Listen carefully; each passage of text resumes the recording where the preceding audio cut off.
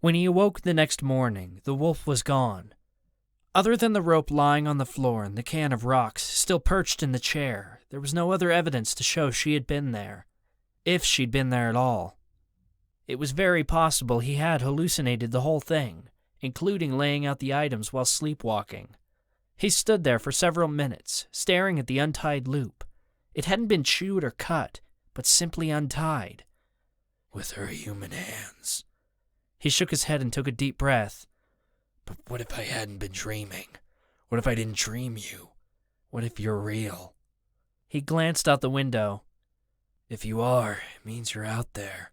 But this time you're injured, and the scent of your blood is going to make you a moving target for all the other hungry carnivores. The question is, do I assume you were a figment of my imagination, or do I go ahead and believe what my gut tells me and go after you?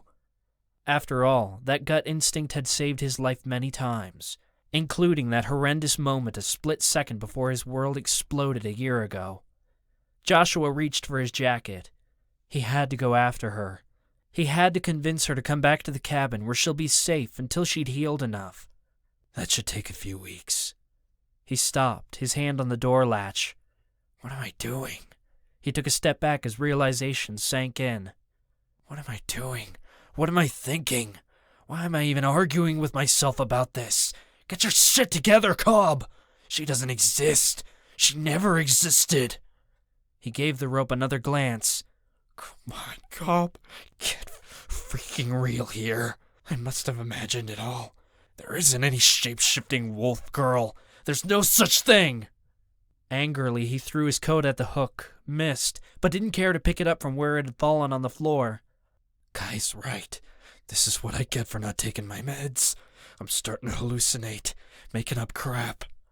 Rubbing his forehead, he walked into the kitchen area to fix him a bite.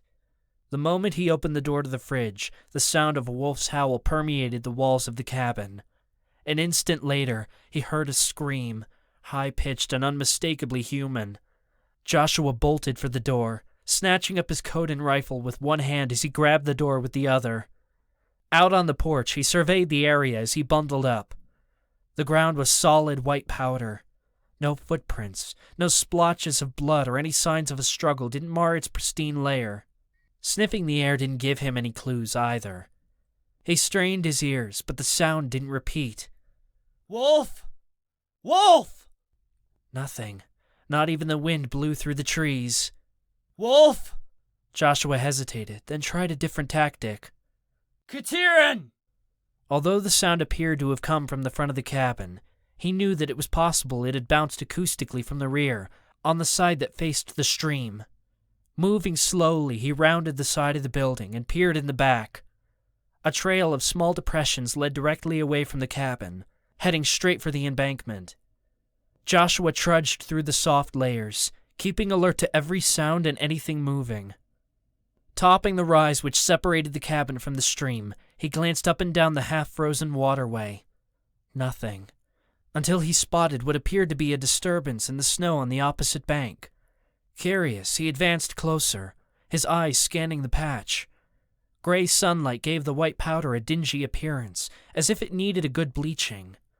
Once he crossed the slow-running water, he immediately saw the blood, and his first thought, his first fear, was that Qitirin had come across another one of those traps. But the ground looked to be too torn up. Upon closer examination, he realized that whatever had drawn the blood was gone, which meant the animal had managed to wrench the stake from the ground. A wolf doesn't have that kind of strength, he muttered, staring at the evidence. A roar split the air. Instinctively, Joshua dropped to one knee and raised the rifle to his face, finger on the trigger, as he tried to discover where the sound had emanated. He didn't have to wait long.